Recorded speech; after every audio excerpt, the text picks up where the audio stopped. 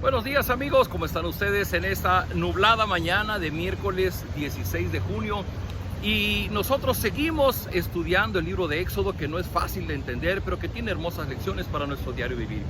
¿Sabía usted que el oro es el metal más precioso y el que se puede lograr su mayor pureza?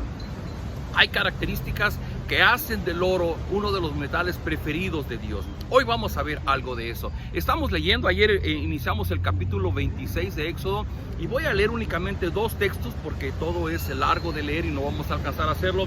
Pero dice el versículo 26 al 30. Harás también 15 travesaños de madera de acacia, 5 para sostener las tablas del lado norte, 5 para sostener las tablas del lado sur y 5 para sostener las tablas del lado oeste. El travesaño central debe pasar de un lado a otro a media altura de las tablas. Recubrirás de oro cada travesaño y cada tabla, y las tablas las pondrás en argollas de oro para pasar por ellas los travesaños. Haz el santuario exactamente igual que te mostré en la montaña. Habíamos dicho que no vamos a entrar en los detalles técnicos de la construcción propiamente del tabernáculo. Estamos tratando de encontrar los símbolos, las figuras que puedan enriquecer nuestra vida de relación con Dios. Y mire usted, la reflexión que quisiera tomar para ustedes el día de hoy es esto precisamente: recubrirás de oro cada travesaño, le pondrás argollas de oro. ¿Cómo se habla del oro en la construcción? Precisamente el día de ayer en el capítulo 25, capítulo 25, en el último versículo 39 dice así: para hacer el candelabro y todos los utensilios tendrás que usar 33 kilos de oro puro.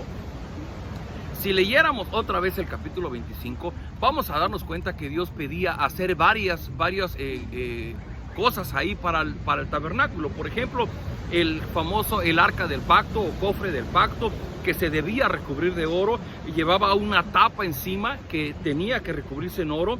Después los querubines, después una mesa de madera, después un candelabro, lámparas, en fin, una serie de instrumentos que Dios pedía que se tenían que elaborar, pero todas debían estar hechas de oro.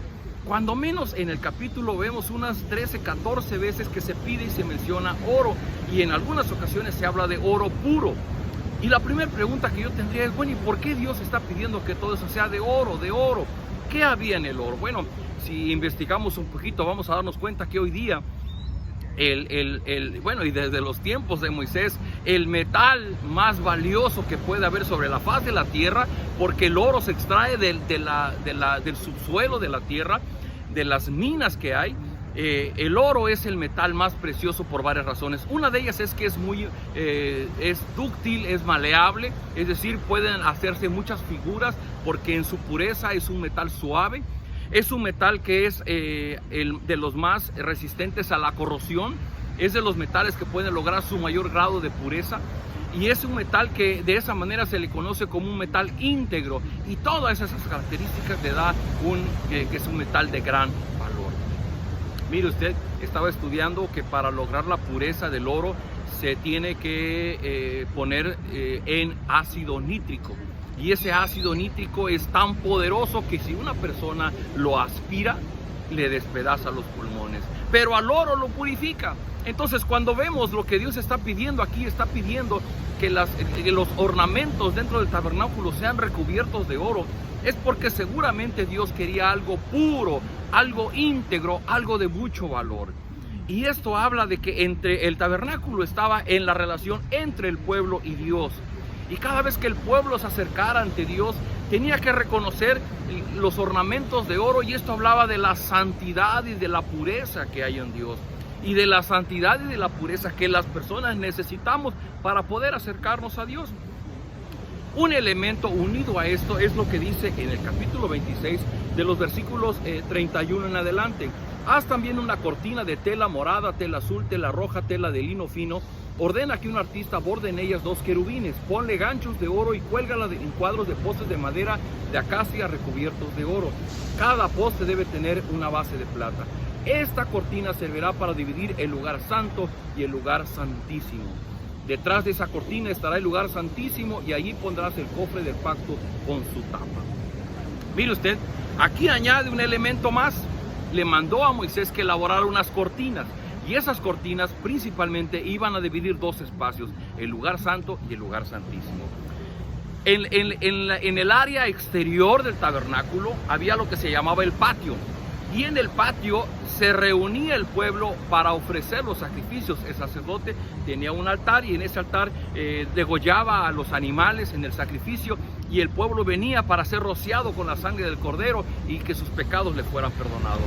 Pero al interior del tabernáculo primero estaba el lugar santo. El pueblo no podía entrar al lugar santo, solamente entraban los sacerdotes. Y los sacerdotes eran un grupo de personas, un linaje especial que Dios tenía separado del pueblo y que vivían de cierta manera y cubrían ciertas ceremonias y ritos de purificación para poder entrar al lugar santo.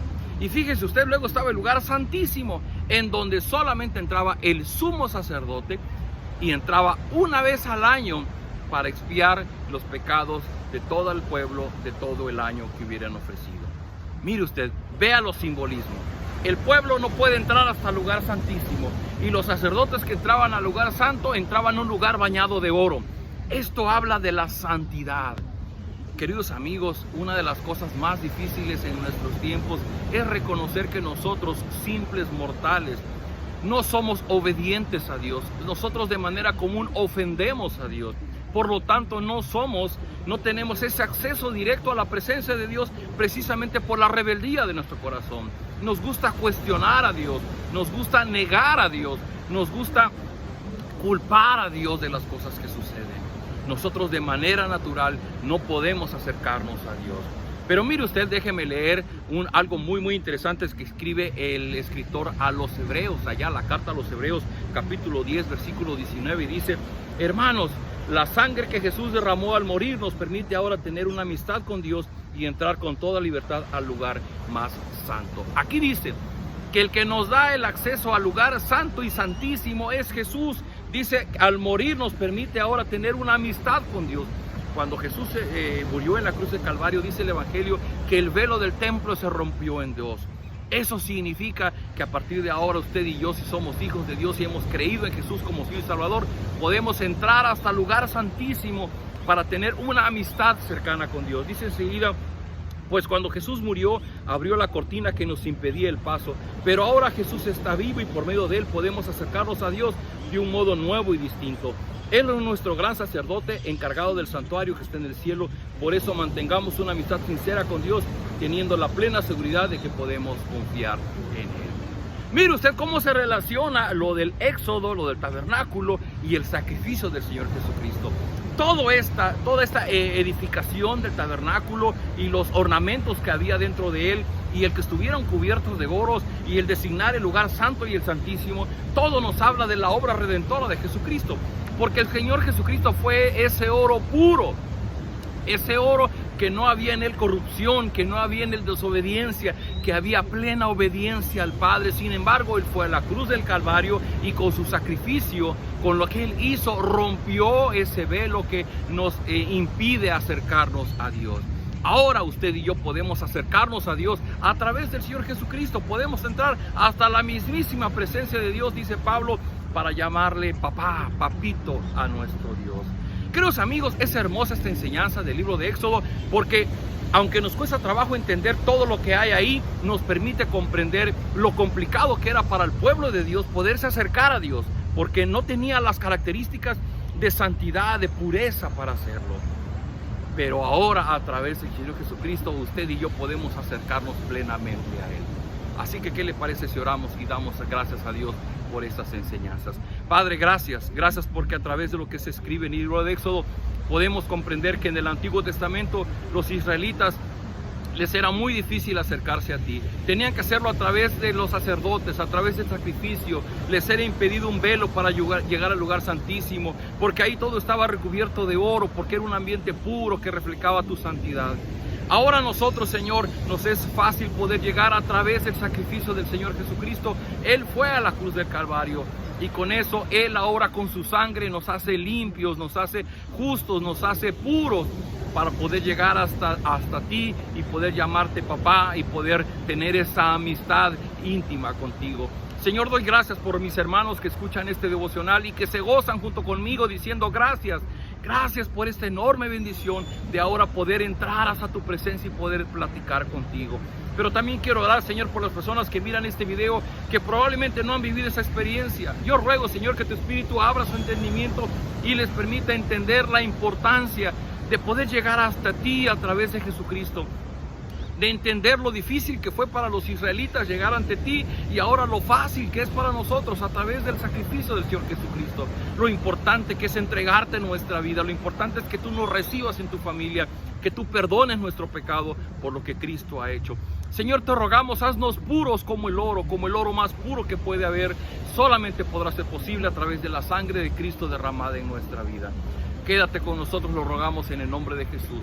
Amén. Queridos amigos, el libro de Éxodo no es fácil de leer, pero tiene enormes enseñanzas. Yo le invito a que continuemos el día de mañana. Un fuerte abrazo de su iglesia cristiana Península Viva. Nos vemos el día de mañana.